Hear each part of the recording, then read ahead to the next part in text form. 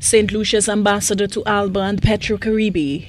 l'ambassadeur de Sainte-Lucie à l'Alba et à Petro-Caribé, Hippolyte Vitalis, le retard pris par Sainte-Lucie pour signer l'accord a été l'occasion pour Castries d'apprendre des expériences des autres signataires et donc de régler au mieux la participation du pays. Des fonctionnaires vénézuéliens se sont rendus à Sainte-Lucie la semaine dernière pour planifier la première expédition de carburant en vertu de l'accord Petro-Caribé. L'ambassadeur Vitalis affirme que le gouvernement espère étendre le projet dans un avenir proche. Il a rappelé que dans son allocution à la Chambre de commerce de Sainte-Lucie en octobre 2013, le Premier ministre et ministre des Finances Kenny Anthony avait vanté l'initiative Petro-Caribé, affirmant qu'elle permettra de réduire le déséquilibre commercial et d'assurer la sécurité énergétique. Les deux initiatives de l'Alba et Petro-Caribé ont été à la pointe des efforts menés par le défunt président Hugo Chavez.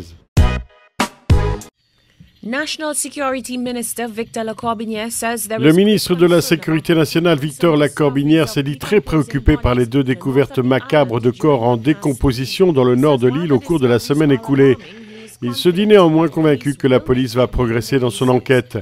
En attendant, le ministre a affirmé que le gouvernement est actuellement dans l'attente du rapport de l'équipe des enquêteurs de la CARICOM INPAX qui a été amenée à enquêter sur les meurtres commis par la police en 2011, des meurtres qui ont conduit à la suspension de l'aide américaine aux forces de police.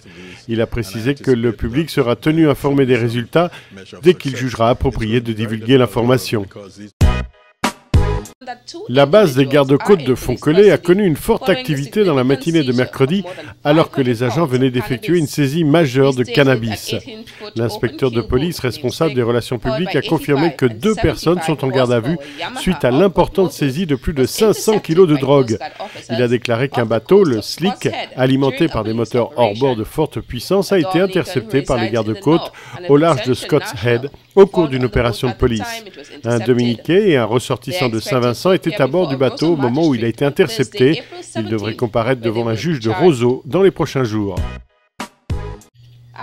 Après avoir participé à une mission commerciale dans les départements français de la Martinique et de la Guadeloupe du 31 mars au 4 avril dernier, le chef de l'unité exportation de l'OECO à la Dominique, Vincent Filbert, a estimé que les entreprises de l'OECO ont bien profité des opportunités qui se présentaient de réseauter et de développer des partenariats avec les entreprises dans les 2 îles francophones. Au sortir de cette mission, dit-il, nous pensons qu'il est vraiment important de créer de nouvelles relations solides et de renforcer les contacts commerciaux existants. La mission était composée de 27 dirigeants du secteur privé des États membres de l'OECO dans la fabrication et les industries créatives, le tourisme communautaire, les énergies renouvelables et le secteur des services professionnels. Au cours de la mission, les entreprises de l'OECO ont visité plusieurs sites intéressants relatifs à leurs secteurs respectifs. Elles ont assisté à des séminaires sur du doing business dans les 2 pays et à des tête-à-tête pour des réunions d'affaires. Vincent Filbert a ajouté qu'afin de procéder à des échanges d'affaires efficaces entre les acteurs dans les 2 marchés, il est nécessaire d'approfondir la compréhension entre les 2 îles, d'explorer les domaines de collaboration et de s'embrasser comme des amis. Il s'attend à ce que ce déplacement soit suivi par la facilitation des échanges et de sensibilisation des programmes entrepris en étroite collaboration avec leurs homologues du secteur public et privé de la Martinique et de la Guadeloupe. Cette activité fait partie, rappelons-le, du programme de l'EDU en vertu de la mise en œuvre actuelle des activités dans le cadre du 10e Fonds européen de développement, le FED, d'intégration économique et du commerce de la région de l'OECO. Le président Martelly est arrivé en République de Chine, Taïwan, ce lundi, dans le cadre d'une visite d'État qu'il entreprend dans ce pays du continent asiatique. À son arrivée à l'aéroport international de Taipei, le chef de l'État a été très cordialement accueilli par le ministre des Affaires étrangères de Taïwan. Et après une visite au musée national du Palais qui retrace 5000 ans d'histoire chinoise et à la tour de Taipei, l'un des immeubles les plus hauts du monde, le président et sa délégation se sont rendus à l'ambassade d'Haïti pour y rencontrer les étudiants haïtiens évoluant dans ce pays. Chaque année depuis 2011, le 20 avril est le jour désigné à la communauté des Haïtiens qui résident à l'étranger pour célébrer la journée nationale de la diaspora. Ce lundi et pendant toute cette semaine, des activités débattant de thèmes divers ayant attrait à la diaspora seront organisées par le ministère des Haïtiens vivant à l'étranger. Moi, je vais m'engager à organiser le plus de forums que possible dans ce sens pour qu'il y ait beaucoup plus d'échanges entre les Haïtiens qui vivent à l'étranger et les Haïtiens d'Haïti, ceci pour qu'il y ait une inclusion effectivement beaucoup plus participative. Le gouvernement étudie actuellement un projet de loi sur la violence domestique. Le ministre de la Santé, Steve Blackett, a déclaré que le projet de loi est destiné à ce que la législation de la Barbade liée à la violence familiale soit conforme aux meilleures pratiques internationales et contribue grandement à la protection des victimes ainsi qu'au châtiment des criminels. Le ministre des Télécommunications, des Sciences et de la Technologie, Edmond Mansour, a établi un partenariat avec le Musée de la Photographie et des Beaux-Arts d'Antigua et Barbuda, où il s'est rendu hier afin d'aider à préserver et à mettre en valeur des milliers de photographies historiques. Le musée est l'enfant chéri du photographe Timothy Payne, présent sur place. Le partenariat sera axé sur un triple projet qui comprend un premier groupe d'étudiants en technologie de l'information et de la communication qui a récemment terminé un programme de formation de 6 mois. Les étudiants vont ainsi produire un documentaire vidéo qui relate les efforts de Timothy Payne ainsi que son travail au musée. Ils aideront également à la numérisation des milliers de négatifs photographiques qui datent de plusieurs décennies et retracent l'histoire d'Antigua et Barbuda. Les photographies exposées au musée sont historiques et représentent des scènes d'Antigua à partir du début des années 1900. Un appel a été lancé pour mettre en place un système d'évaluation du rendement des enseignants de Saint-Vincent et les Grenadines. Le directeur adjoint du Community College, Nigel Scott, l'a annoncé dans un discours à l'ouverture de la convention de l'Union des enseignants. Selon Nigel Scott, la certification des enseignants peut n'avoir que peu d'impact sur le rendement des élèves, car un enseignant certifié n'est pas, selon lui, nécessairement un bon enseignant. Davantage doit être fait pour récompenser les bons enseignants, mais également pour tenir les mauvais responsables des résultats médiocres des élèves. La police a découvert pour 3 millions de dollars de marijuana emballée et cachée dans des buissons à Ragged Island. La découverte a été faite après une enquête des agents de la DEU sur ces îles. La drogue a ensuite été rapportée dans la capitale, à l'aéroport Odyssey, où elle a été débarquée.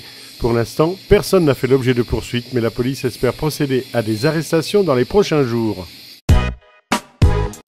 Si les 200 personnes réunies à l'Université des Îles Vierges avaient procédé à un vote officiel mercredi soir, alors la marijuana serait désormais légale sous toutes ses formes. Le sénateur Terence Nelson, Gustav James et Tafarit Sadi avaient organisé ce qui a été appelé une discussion intellectuelle sur la réforme de la marijuana pour les îles Vierges. Bien que les mots de prudence aient été utilisés quant à la façon d'appliquer l'éventuelle nouvelle législation et particulièrement comment elle affecterait les enfants, le sentiment écrasant du jury et du public a semblé être que l'interdiction d'utilisation de la marijuana ne fonctionnait pas. Quand l'intervenant Ras Bobby a déclaré « feu sur l'interdiction », ces mots ont été salués avec les acclamations du public. L'avocat Scott McChain, quant à lui, a fait partie de ceux qui ont beaucoup parlé du coût élevé de l'interdiction ainsi que celui du coût des poursuites judiciaires et d'incarcération. Le sénateur Nelson a déclaré qu'il proposerait une loi en 3 parties, la légalisation de la production de chanvre, la décriminalisation pour la possession jusqu'à 28 grammes de marijuana et la légalisation de marijuana pour utilisation médicinale et de loisirs.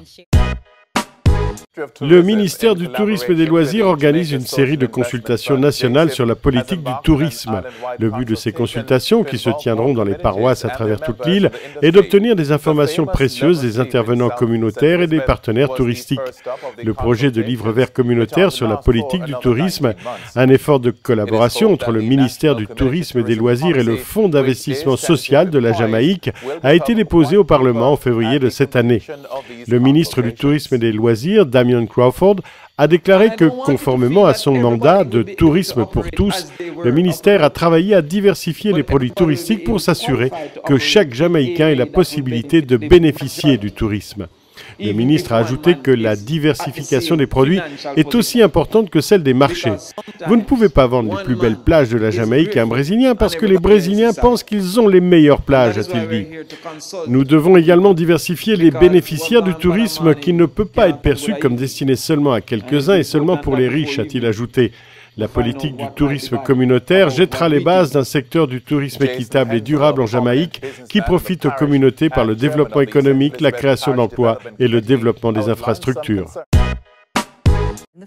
Dans son homélie samedi soir à la cathédrale de Notre-Dame du Perpétuel Secours, l'archevêque de Port-of-Spain, Monseigneur Joseph Harris, a comparé la peine capitale et les nouveaux plans contre la criminalité, deux sujets controversés, à des citernes qui ne fournissent pas d'eau mais du crack. Il a demandé aux fidèles de garder la parole de Jésus vivant dans leur cœur et de se joindre à d'autres pour informer et transformer les vies de sorte qu'il n'y ait pas besoin d'un nouveau plan contre le crime ou de peine capitale. Il a blâmé la crise dans le pays et son manque de valeurs morales et spirituelles. Nous cherchons la transformation de notre société, mais nous sommes comme ces personnes assoiffées qui cherchent de l'eau dans des citernes de crack qui ne fournissent pas d'eau. La peine capitale et les nouveaux plans contre la criminalité sont comme ces citernes fissurées. Elles ne fournissent pas l'eau vive qui facilite la vie nouvelle. S'adressant aux parents qui, selon lui, ont une énorme responsabilité dans leurs foyers respectifs, car c'est le lieu où les habitudes sont formées, l'archevêque a déclaré que cela doit être le premier endroit avec les écoles où les enfants doivent apprendre à aimer les paroles de Jésus. Maintenant que le budget 2014 a été adopté, le chef de l'opposition, David Granger, a déclaré qu'il ne craignait pas que le parti au pouvoir appelle à des élections anticipées. Le parti au pouvoir a exprimé son indignation sur le fait que l'opposition ait désapprouvé le financement d'un certain nombre de projets du budget 2014. Selon David Granger, l'opposition a fait ce qu'elle estimait être le meilleur pour le pays et la PNU est en mode de campagne pour les élections locales. Il appelle le gouvernement à être plus responsable de l'argent des contribuables. Quant au gouvernement, il estime, lui, que l'opposition tente d'entraver le développement national. La présidente Dilma Rousseff a annoncé la libération de 315 millions de dollars pour la mobilité urbaine à Belém. L'argent servira à financer la construction de BRT, bus de transport en commun rapide, et le transport fluvial dans la capitale de l'État. Une partie des fonds proviendra du budget fédéral et l'autre sera financée par un prêt sur 30 ans, dont une période de franchise de 5 ans. Dilma Rousseff a précisé « Il est très coûteux de développer le transport public et si l'État ne participe pas, alors l'argent ne sort pas. Il n'a jamais été investi beaucoup dans les travaux de la mobilité urbaine et les transferts ne tiennent pas compte du parti politique ou de la position des gouverneurs ou des maires. J'ai été élu pour être le président de tous les Brésiliens. Nous ne pouvons pas répéter la pratique ancienne quant à l'utilisation de l'argent public et faire de la politique avec. La politique que j'ai à faire est tout autre, elle concerne les intérêts de la population. La démocratie est le droit des peuples à la parole, a-t-elle dit. Le droit et la liberté de la presse, le fait de respecter les opinions des autres, mais la démocratie, c'est aussi l'utilisation de l'argent public républicain. La présidente tenait ce discours à Belém, discours à côté du gouverneur du Pará et du maire de la ville. Pendant sa visite officielle à Cuba, avec laquelle commence sa tournée en Amérique latine, le ministre des Affaires étrangères chinois a déclaré que son pays montrait un grand intérêt au renforcement de ses liens avec l'île caribéenne. Pendant la réunion avec son homologue cubain, Wang Yi a affirmé qu'avec cette visite, les relations de son pays avec Cuba pourront entrer dans une nouvelle étape. Le diplomate chinois a également expliqué que l'un des objectifs de ce voyage est de mieux coordonner les échanges entre les deux ministères pour assurer le succès de la prochaine venue du président chinois Xi Jinping dans les pays latino-américains qui devrait avoir lieu dans les mois à venir. Le ministre des Affaires étrangères de Cuba, Bruno Parilla, a lui aussi souligné d'excellentes relations entre Cuba et la Chine qui touchent divers domaines tant économiques que scientifiques et culturels. Il a aussi ajouté qu'entre Cuba et la Chine, il y avait de profondes coïncidences à propos de sujets internationaux.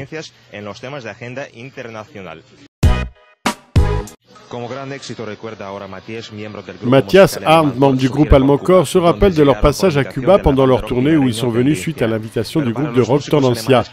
Mais pour les musiciens allemands qui sont plutôt habitués aux scènes de heavy metal, ce fut pénible de constater qu'avant leur voyage, le service de paiement PayPal gelait les dons pour leur étape cubaine. Le service a refusé le transfert de fonds vers une page de financement collectif. C'est inadmissible qu'un État impose des mesures économiques à un autre ou que d'autres obéissent quand on leur dit qu'ils doivent boycotter Cuba. Même si ce n'est pas de manière officielle, la pression exercée par les États-Unis sur d'autres pays pour maintenir le blocus sur Cuba est très forte. Je ne suis pas un expert sur Cuba, mais je sais que la population cubaine en souffre.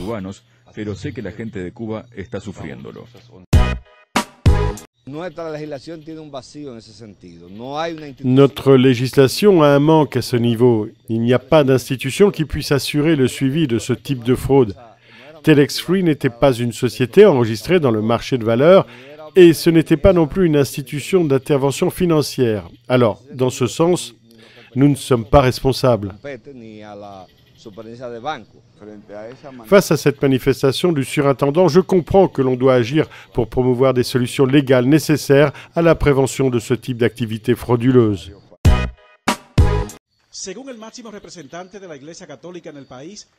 Selon le plus haut représentant de l'Église catholique dans le pays, la prudence et la réflexion doivent primer dans les actions de chacun pendant la Semaine sainte.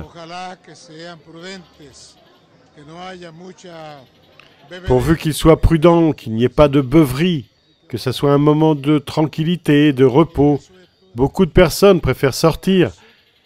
C'est pour cela que dans beaucoup de paroisses, nous avons fait des campagnes et nous espérons qu'elles seront entendues. Il a célébré la messe à la Casa San Pablo à cause des travaux réalisés dans diverses rues aux abords de la cathédrale Primada de América, où l'on célèbre généralement ce type d'Eucharistie. Pendant la messe, plus de 150 prêtres ont renouvelé leur vœu de sacerdoce pendant que le cardinal López Rodríguez bénissait l'huile pour le baptême et pour les malades.